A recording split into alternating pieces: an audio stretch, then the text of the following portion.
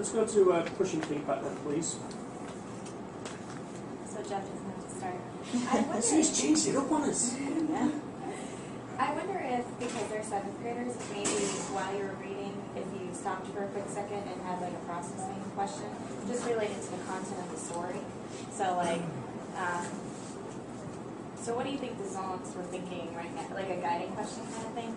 That might, I mean, we all were understanding, but I wonder if that might help them a little bit more.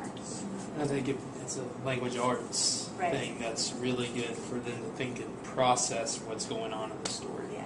So have them process the story and then apply that to the folklore after.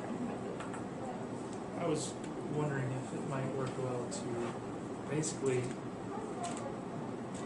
make them feel like they're back in elementary school, have them sit around and sit down and kind of as groups kind of do the horseshoe thing, kind of do the whole very intentional, just play it up a little bit because it draws them into the story more, I think. Allows them to connect that.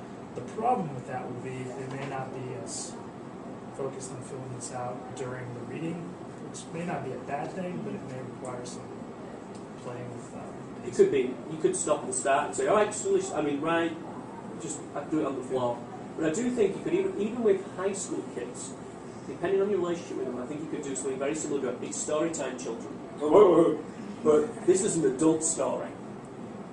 But we're gonna, because it is an adult story in the sense, so you can do it that way, kind of thing. And I think you could get it. I think you could really play it. Sometimes I did wonder, and the idea of slowing it down, and I know time's a relative issue, and we move fast. But you also mentioned the idea that you scan some stuff in.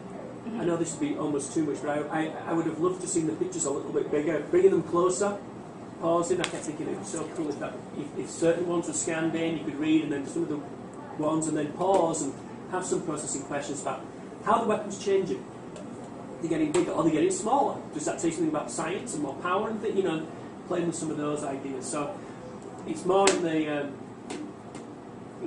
the sense of like how to bring them in, how to time to slow down, how to pick up with the process.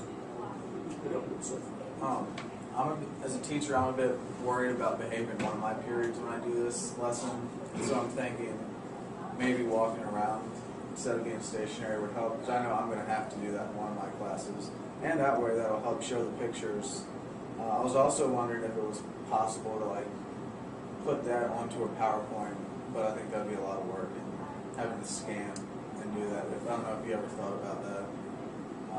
I wonder if it's on PowerPoint already. I wonder if it's out there live somewhere. Because that would be hands-free, being able to. That would just, I think, help with behavior issues that I know I'm going to have an issue with one class. But it all depends on the performance aspect.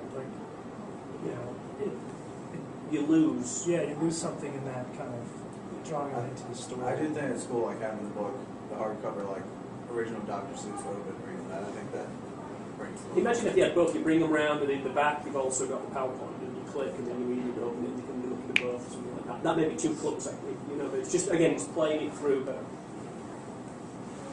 I had two quick things about the open, which I liked. I found the third, this is from a teacher's perspective at least, I found the third question kind of awkward, especially the word event, and that may have just been the context. We weren't in the context, so we didn't know entirely what kind of language we were looking for, but at least looking at it from that perspective is a little weird.